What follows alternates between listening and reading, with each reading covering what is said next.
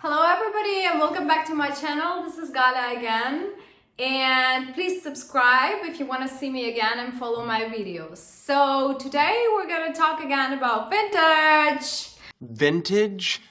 Be specific. As I mentioned before, maybe you know or maybe don't, I'm a vintage freak. I do adore vintage. Why?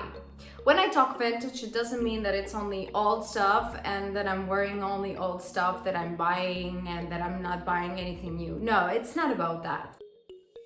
I do adore vintage because I grew up in the Ukraine, becoming independent. My first 5 years have spent in the Soviet Union, and then Ukraine became independent. Soviet Union television watches you. And it was really hard times for my family. So because my parents were young scientists and we live in lack of everything, so we just didn't have any kind of fashion at all. So everything I could see as a fashion, it was on the pages of magazines and on the TV. So when I was a little girl, I was dreaming about all these things. And when I grew up, I actually started earning and I started being able to afford all that. But I didn't want it. The fuck? What? I mean, when you can afford a new Louis Vuitton or a new, I don't know, Gucci and you don't want it, why? Because you still want the things that you couldn't afford 20 years ago. Eureka. And I still remember me looking at the campaigns of Gucci by Tom Ford in the pages of Harper's Bazaar or Vogue Italy that my mom's friends were bringing from Moscow. And I still wanted to have all these things that I didn't have when I was a young girl. Despite the fact that vintage is becoming real mainstream and it's very in fashion, and there are reasons why it is like that, and I'm gonna try to explain why it is like that. I do have a real personal touch to the vintage. I love affording myself things that I couldn't afford when I was a child and I started wanting them. So that's why maybe now I'm fulfilling my old dreams that actually they are needed to be fulfilled anyway. We all know that vintage is becoming very, very in fashion and mainstream now. And I'm not talking about, I said before, just old stuff. I'm talking about luxury vintage items. For example, old Chanel bags, old Gucci's bags, old Hermes bags. The same thing with Celine and Fendi. The masterpieces. I would say that vintage is becoming a new luxury because mass market stays mass market, but the luxuries became more affordable and accessible. First, more people are having money with the digital ways to earn, to buy luxury. Also, it's more affordable because it's more accessible geographically. I mean, you fly from one place to another place, and in the airport there is always a Louis Vuitton or an Hermes boutique in the duty-free zone where you can buy something you want. Before, for example, if we talk 40, 30 years ago, it was not like that. You could buy some things only in Paris, New York, Berlin, or London. So luxury also is losing its quality, luxury market. The more and more I go into the shops and I check how things are made, and I understand that some brands are losing its quality, really. And another disappointment. the Chanel purses before chains were covered by a gold. Now they are covered by gold dust. And that's why they're losing their color very fast. The same thing with Louis Vuitton, for example. I do see that they're in some leather, they're losing their shape and they're losing their color, and I'm gonna show you what I'm talking about. I do have this Bottega of mine. It's an old Bottega because I don't love new Bottegas. I had this Bottega as a gift 10 years ago, and okay, it's true, the leather is really, really tender, but still.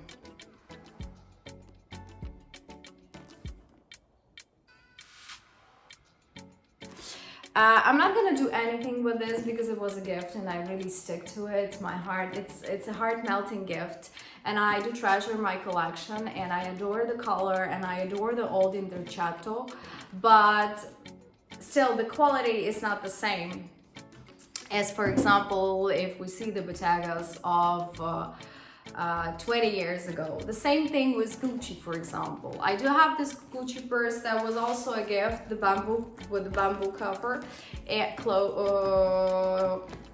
I forgot the word in English, sorry. Anyway, this is my favorite bag. I do wear it all the time, but the handle is starting getting worse and worse, which is not happening with my vintage Gucci's that I showed in the previous videos.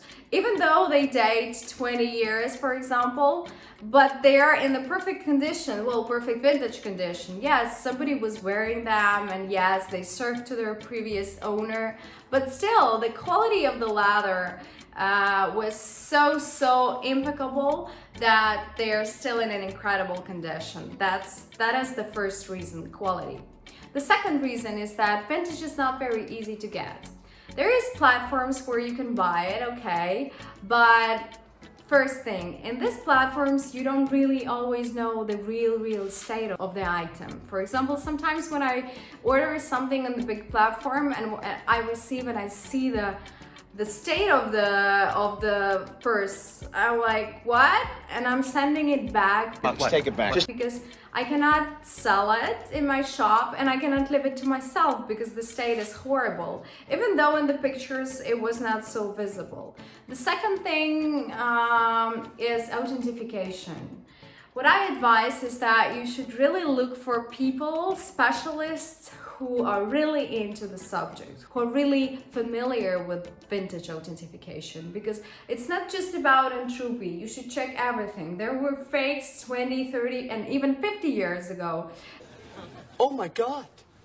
There is becoming less and less vintage in the world because people are collecting it, and people who are in the subject, they actually know that you should keep some items in your collection because with time they're gonna raise in price and it's gonna be an investment. As there is a friend of mine who says Chanel, it's like a Bitcoin, it's gonna grow very soon, and actually it is already growing. But I'm gonna talk about it, I mean growing, the price is growing.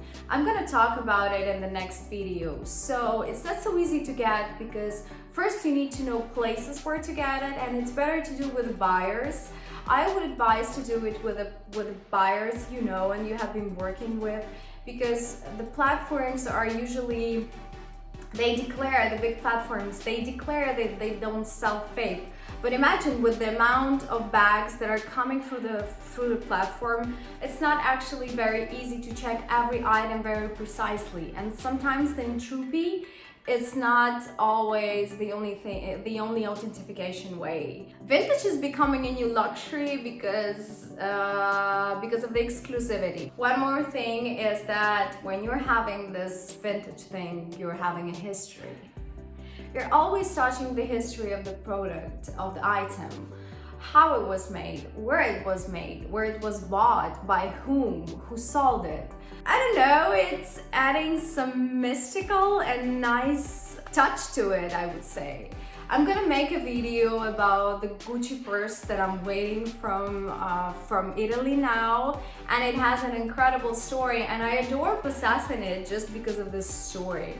And it's adding a lot of spirituality in the way of, it just makes my heart melt when I know that there's a history behind it, you know? And it's also a game, you know? It's like, it's not that easy just to find the exact thing you want, to authentify it, to possess it, and to have it in your collection. So I hope you're gonna watch this video. It's gonna save a lot of your money because now you know that it's better to invest in vintage than in just new luxury goods. Please subscribe, and I hope we're gonna see each other again. Bye!